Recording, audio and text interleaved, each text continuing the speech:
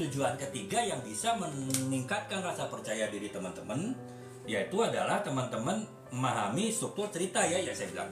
Ya selalu bilang teman-teman ya, struktur cerita itu kan alur cerita ya itu terdiri dari biasanya lima tahapan ya. Ada perkenalan, kemudian yang kedua adalah awal konflik, yang ketiga adalah puncak konflik atau klimaks konflik, yang keempat adalah penyelesaian konflik atau resolusi konflik, dan yang kelima adalah ending ya, ending dari novel, mau happy ending ataupun sad ending itu adalah yaitu tadi ya bagian dari alur cerita ya teman-teman.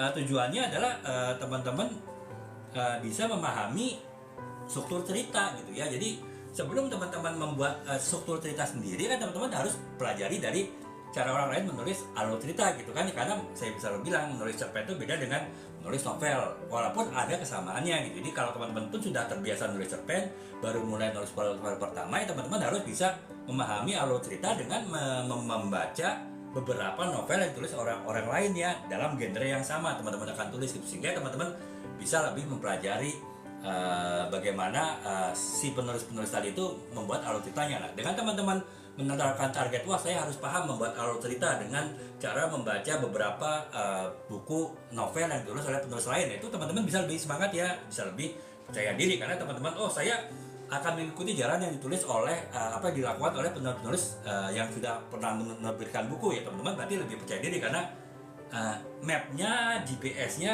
istilahnya teman-teman sudah paham gitu ya. Nah, dengan teman-teman banyak baca novel orang lain, teman-teman bisa paham penulis lain itu bagaimana membuat alur cerita, kemudian bagaimana elemen-elemen novel apa saja yang ada dalam sebuah novel yang itu mungkin bisa diterapkan di dalam novel teman-teman gitu, dan juga bisa teman-teman mendapatkan inspirasi tambahan ya, otomatis ya teman-teman bisa lebih bersemangat ya, teman-teman bisa lebih percaya diri dalam menulis novel pertama. Jadi itu ya teman-teman, itu yang ketiga ya, teman-teman harus paham punya target tujuan untuk paham alur cerita itu seperti apa dengan belajar dari tulisan orang lain.